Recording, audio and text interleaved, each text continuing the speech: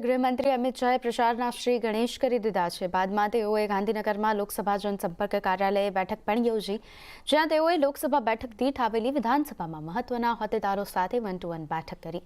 વિધાનસભા દીઠ 20થી વધુ હોદ્દેદારો સાથે તેમણે બેઠક કરી. મહત્વનું છે કે કેન્દ્રીય ગૃહમંત્રી અમિત શાહે અમદાવાદના ગુરુકુળમાં આવેલા ભીડભંજન હનુમાનજીના દર્શન કરી ચૂંટણી પ્રચાર શરૂ કર્યો છે. સુભાષ ચોક પાસે આવેલા મંદિરમાં દર્શન કર્યા બાદ તેમણે જનસભાને સંબોધન કર્યું અને કહ્યું કે પીએમ મોદીના શાસનમાં દેશ સમૃદ્ધ થયો છે અને ના ફક્ત ગુજરાત પરંતુ આખા દેશમાં જ્યાં જઈએ ત્યાં મોદી જ અને મોદીની ગુંજ સંભળાઈ રહી છે.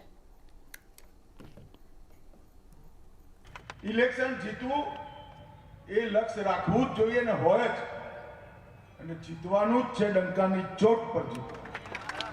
પરંતુ ઇલેક્શન જીતવાની સાથે સાથે વિનમ્રતાથી દરેક નાગરિકને વિનંતી કરવાનો આપણો ધર્મ ન ભૂલીએ. ભારતીય જનતા પાર્ટી એના કાર્યકર્તાઓનો ચૂંટણી પ્રચાર ખાલી ભારતીય જનતા પાર્ટીનો ચૂંટણી પ્રચાર ના બને, એ ભારતનો પ્રચાર બને, ભારતને મહાન બનાવવાની પ્રક્રિયા.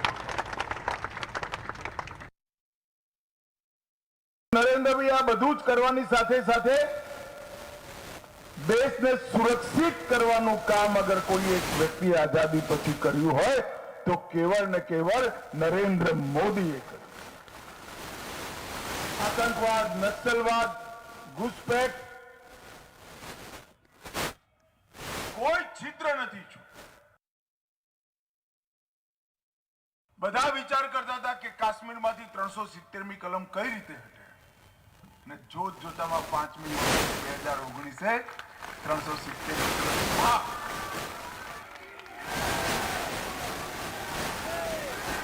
પાકિસ્તાનથી ઘુસેલા આતંકવાદીઓ રોજ બોમ્બ ધમાકા કરતા હતા અને દેશ આખો લાચાર થઈને જોઈ રહેતો હતો.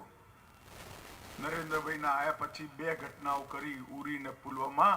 બંનેમાં સર્જિકલ સ્ટ્રાઇક ને એર સ્ટ્રાઇક કરીને પાકિસ્તાનમાં ઘરમાં ઘૂસીને આતંકવાદીઓને સફાયા.